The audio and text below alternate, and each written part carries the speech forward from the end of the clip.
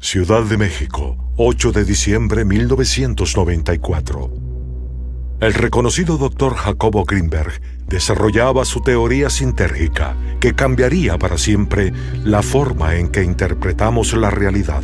Sin embargo, cuando su investigación parecía estar a punto de concluir, Jacobo Grinberg desapareció de un día para el otro sin dejar rastro alguno. ¿Por qué el científico abandonaría todo en la cima de su carrera?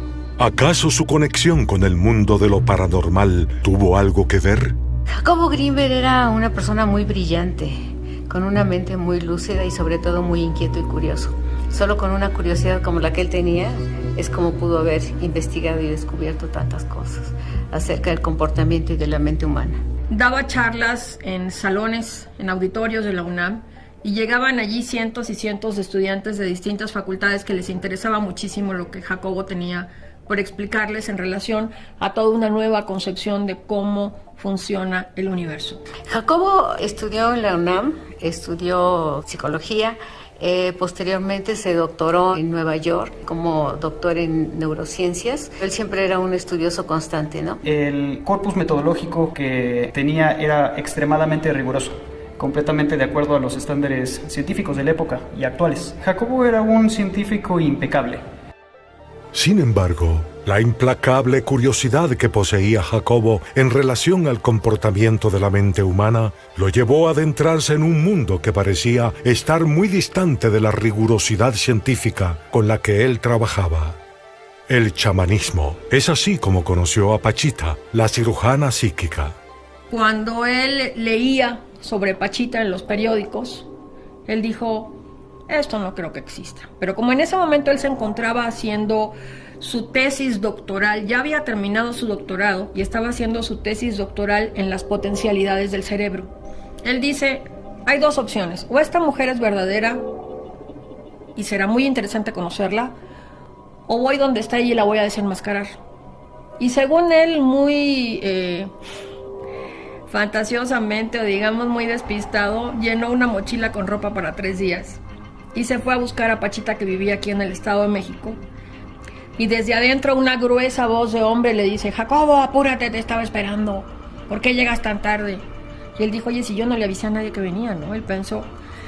Desde ahí inicia su periplo, ahora sí, experiencia extraordinaria, en la que él se da cuenta que el mundo no es como nos lo han enseñado en la ciencia tradicional ortodoxa de las universidades.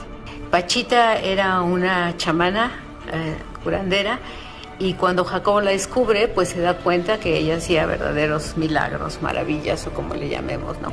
Entonces esto le impacta a él en la mente, y no solo quiere saber qué hace Pachita, sino sustentarlo, y se dedica a estudiar la mente de Pachita. Era una persona que curaba, que agarraba un vaso, una botella de alguna gaseosa o de algún refresco, lo rompía y al momento operaba a la gente de una catarata, le sacaba un tumor, cambiaba, y al momento que metía la mano y levantaba esa misma mano, iba curándose el órgano de la persona, lo volvía a introducir, operaba. Todo esto eran operaciones psíquicas.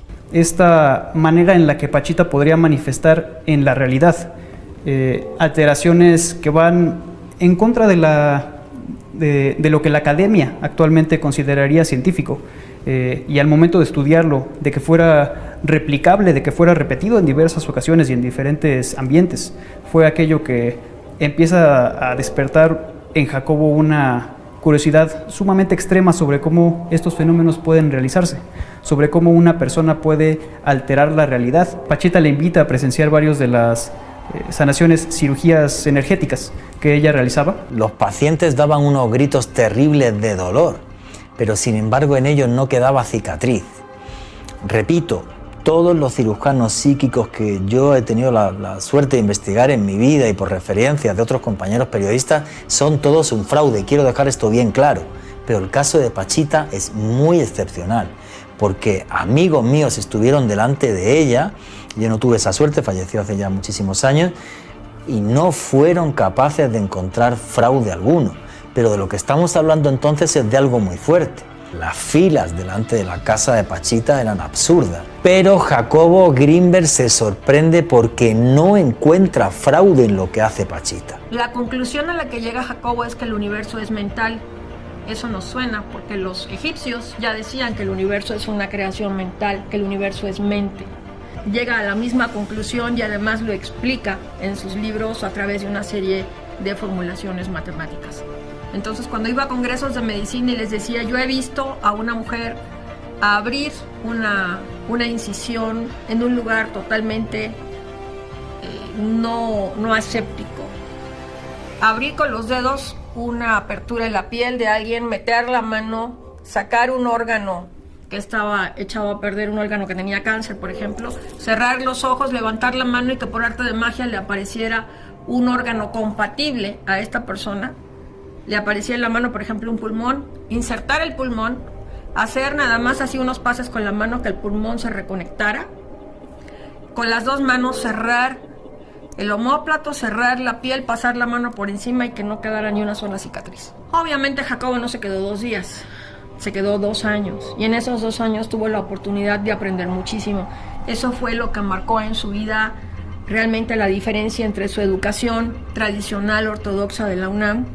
Con estas experiencias y habiendo vivido estos 2 años con Pachita es que Jacobo llega a esta conclusión, que es lo fundamental del trabajo de él, y es que la realidad en la que vivimos es una creación mental. El doctor Jacobo Greenberg, al momento que la conoce, al momento que ve que realmente sucedía algo, una de las explicaciones que le da es que a través de la mente, Bárbara Guerrero, mejor conocida como Pachita, realmente lograba la sanación de ese órgano y después de la persona en general. Jacobo Greenberg aseguraba que la realidad que todos conocemos es tan solo una representación mental, una construcción generada por nuestros cerebros a la que bautizaba como el holograma.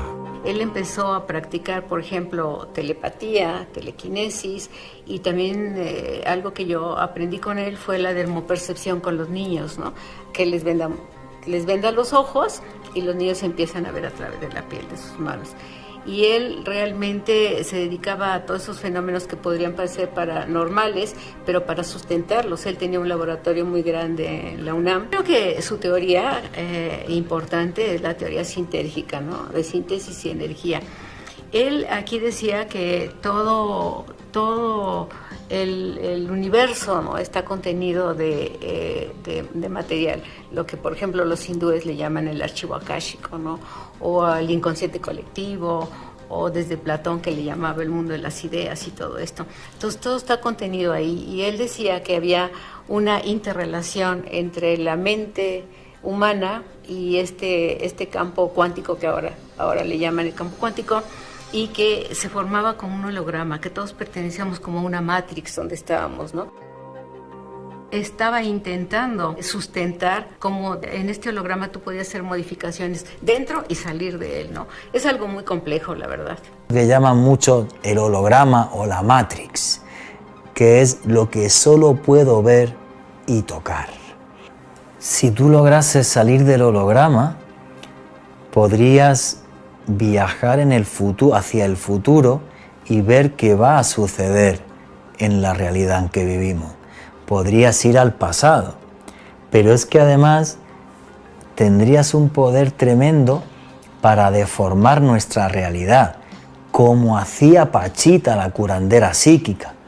Los científicos que se atreven a hacer algo así son tremendamente criticados y tremendamente denigrado. Pienso que con su teoría él dio pie, por ejemplo, a todo lo que conocemos ahora como los campos morfogenéticos y el campo cuántico y todas las investigaciones que se han hecho. Incluso yo tengo muchos amigos en Estados Unidos, físicos cuánticos, que todos reconocen el trabajo que hizo Jacobo Greenberg en un momento. Él, al igual que Tesla, fue una persona totalmente avanzada a su época. Los científicos de la época, inclusive todavía de ahorita, no tienen la capacidad de comprender el alcance de todo lo que Jacobo Greenberg escribió. Lamentablemente cabría preguntarse por qué se ha detenido el dar a conocer la obra de Jacobo Greenberg.